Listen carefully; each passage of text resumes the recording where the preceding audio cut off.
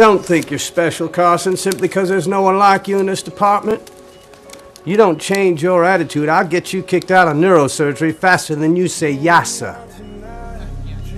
I got an interview at Johns Hopkins Hospital. Even though I was just an intern, I was full of passion. I thought I'd finally have a chance to prove myself, but reality slapped me in the face. First, a nurse mistook me for the janitor. Then during rounds, the attending physician treated me like I was just there to draw blood. But when I opened the patient's chart, I noticed severe anemia. Drawing blood now could make things much worse. I carefully shared my concerns, but the chief thought I was challenging him. He threatened to fire me and even insulted me because of my skin color. I was furious, but I held it in. The next morning, I got my confidence back. To build better relationships with my colleagues, I brought a bouquet of lilies for the nurses. Days passed uneventfully until one day, the hospital received an emergency patient with a severe head injury. Without immediate surgery, he would bleed out and die. But at that moment, every surgeon in the hospital was in a meeting. I was the only one left, just an intern. Performing surgery without authorization was a serious violation. After an intense internal struggle,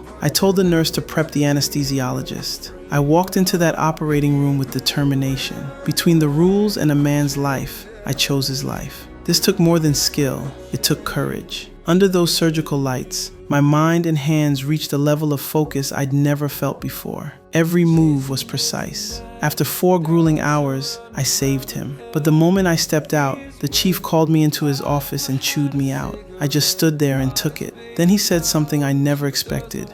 You did very well, Dr. Carson. I congratulate you on taking the proper action in spite of its possible consequences. My worries vanished in an instant. I was promoted to attending physician, skipping all the usual steps. This meant I'd be taking on the toughest cases from now on. It wasn't long before a very special little patient arrived. This 4-year-old girl had suffered from epilepsy since she was very young. Now she was having seizures multiple times a day. She only seemed like a normal child when she was asleep.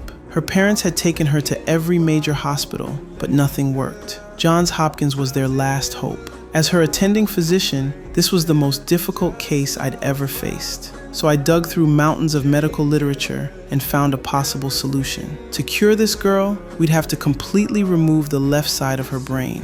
How will she be able to live or survive with half a brain? It's not as bad as it sounds. We don't know why, but a child's brain has a remarkable ability to recover. It's as if the brain cells haven't decided what they want to be when they grow up. They take on the functions of the disease cells and then eventually restore the neurological function. You think there's a chance this will work? Yes, I do.